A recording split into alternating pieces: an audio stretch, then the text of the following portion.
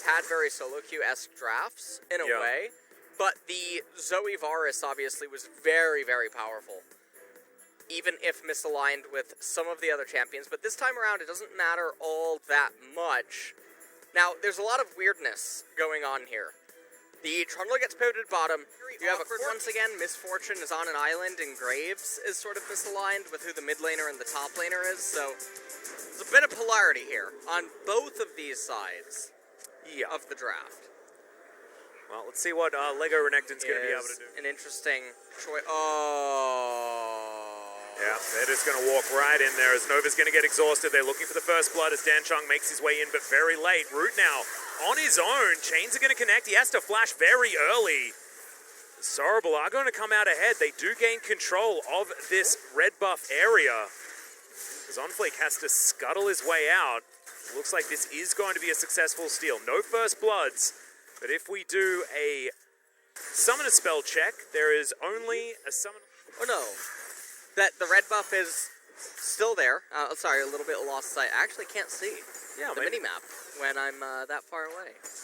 Well, there is a ward on the red buff. Yeah, I can see that. I zoomed. I was curious, so I leaned forward. Yeah, I like that you IRL zoomed in. Yeah. Fantastic. Pillar's going to go down there as Nova is very close to death. 200 health now left, and that is the Ren that locks that one down. And crying Zoe there for Rudy in the lead. And you can see that Graves hasn't done anything. He's just been power farming the entire time. And the reason is because, again, your top laner sucks for Graves. He can't really gank reliably. Yep. And the mid laner is also a really problematic champion for Graves. And if you want to talk about just letting Graves power farm and counter gank, hold on. Yeah, Dan Chung looking for the kill, doesn't get it. The Ignite's still ticking down, but that's why you pop your potions, guys. So they're just giving over dragons like it's charity. Nova's here, but I don't know. So is Shelly. We do have a man advantage as far as the Cocoon lands, but Nova not going to be able to find too much more as now Tal.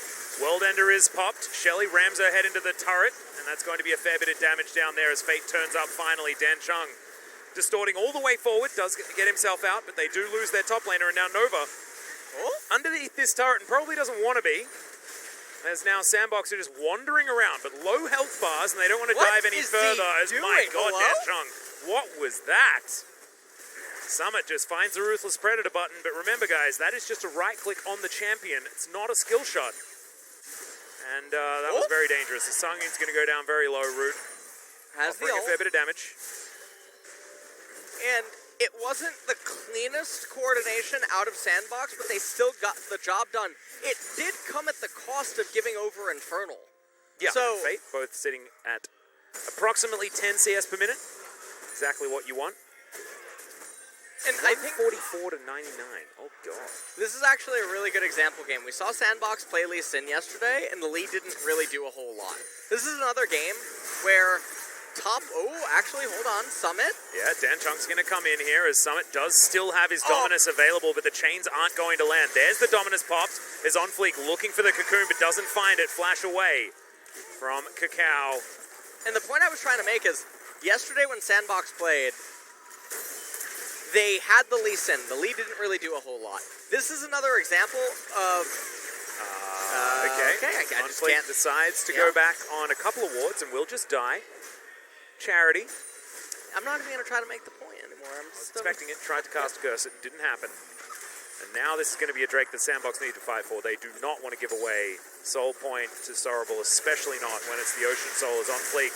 He's going to find a Cocoon. Bullet time comes down, looks to rip through the Elise. Fate's call comes in as now we've got Root getting gigantic amounts of knockups. Great work by Gorilla there as Tal. Immediately exhausted. The Ren's going to be able to take down the Aatrox. The Ren sets now starting to continue as Fate picks up the kill onto Sungyun. And Sandbox will be able to get themselves the Drake and maybe even a kill onto Nova here as Fate still looking for it. Full mana available. As Sorrowful, all they can do is clear out this mid lane and try and get something done. Yeah, and they're going to summon the Rift Herald, try to make something happen like you were saying. Are they really going to try to do this? Going to be able to get a lot of value out of that Runans. And a little bit over 4,000 gold, and not to mention denying... Okay, goodbye, something. Well, it's going to take a while to die, as he does slice, dice, gets himself out of the way, into the brush. As didn't have flash, and that's going to mean Dan Chung just distorts him to death in the bushes. Relatively close.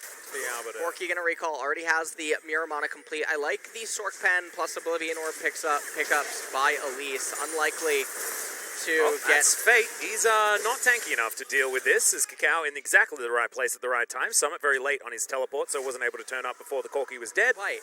If you're Sarabal, you give up the second ocean. You know that it's not imperative. Yeah. Sandbox is still going to be 11 minutes or so away from an ocean soul capture.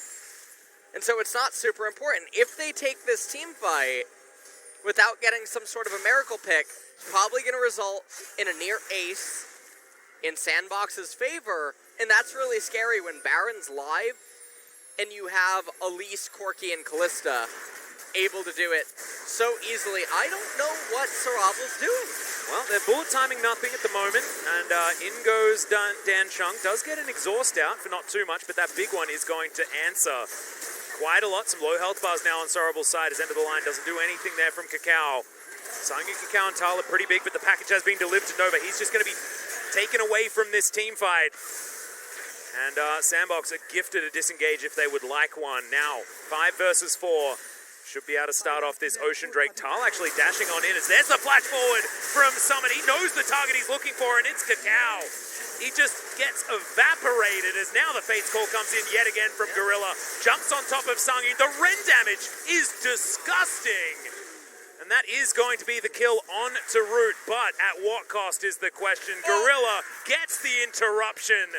This is the champion player that we know and love, who's now fighting for his way back into the LCK and does so beautifully alongside the rest of his teammates, and that's going to be Fate soloing down this Ocean Drake as their prize. Sandbox seems I would be very surprised to see a Baron flip. I mean, it's not much of a flip with Rend available, but Fate's Call's going to come in there looking to try and grab a pick onto Nova. Yeah, Sangyun now trying to book it in here, but he's going to lose his support beforehand. No, Nova's going to survive for the moment. Flashes out from almost everyone. The big one lands onto Dan Chung, but Nova is going to survive. Titan's Wrath was there, so probably wasn't going to die from that rocket anyway, but now Sandbox thinks this is their time to go for the Baron. And they're going to try to do this. Now, Graves does have a 2-level advantage, but I don't think he's going to be able to get in here. And also, Callisto Ren. Yeah, just annihilated before Sarabal even really knew it was being taken down as On Fleek. Going to avoid the smoke screen for the moment. Dan Chung looks to try and get the burst damage. Repel is going to get them out of the way there as Fate dives on over. Oh, that auto attack, it's required and lands from Fate with the help of his rapid fire cannon, but he does throw himself into the death chamber afterwards. That is going to be a Baron missing in the jungle and mid lane for Sandbox, but they do walk away with the Baron in 3 lanes. They walk away with it in 3 lanes, and unfortunately, if Elise had flash there, she would have lived. Yeah. She would have been able to get away, but unfortunately, fat-fingered it about a minute and a half prior. Corki does have teleport when he spawned. There are sentries now, as Root has hit level 14. Cow dives on in. Summit figures it all out, though, as Nova does land the dredge line. Now Summit getting into the back line, has the dominus and is activated. He's stayed alive for so damn long as Gorilla just wandering around the back of this fight. Double kill instantly. I think that was just one pierce as Sangyun gets Corki by Fate. And Tal's like, yo, get me the heck out of here. I want game number 3, boys. This one is done. This one is so over. I think that's the end of the game. They have the Baron buffed up minions. They have Ocean Drake, so Fate is going to also go up in HP, slowly but surely. Fate is gigantic this game. He's super big on this Corki. This is Poggy, actually. It is. That's what his name is this game. And I actually think that fat corgis are also really adorable, and that's precisely what he is this game, is Dan Chung trying to run away, but he's not going to be able to do so. These phosphorus bombs are hitting for about 1 billion damage, I think is the technical term, as there it goes. The 4 sandbox flares and 1 lone Jin Air flare. As of course it was H-Dragon and Root trying to get back, representing Jin Air fame in this promotion tournament. Nova, of course, on the other side of the rift also doing so, but now it is match point for Sandbox, and Sarabal unfortunately just don't look to have turned up to today's best of 5.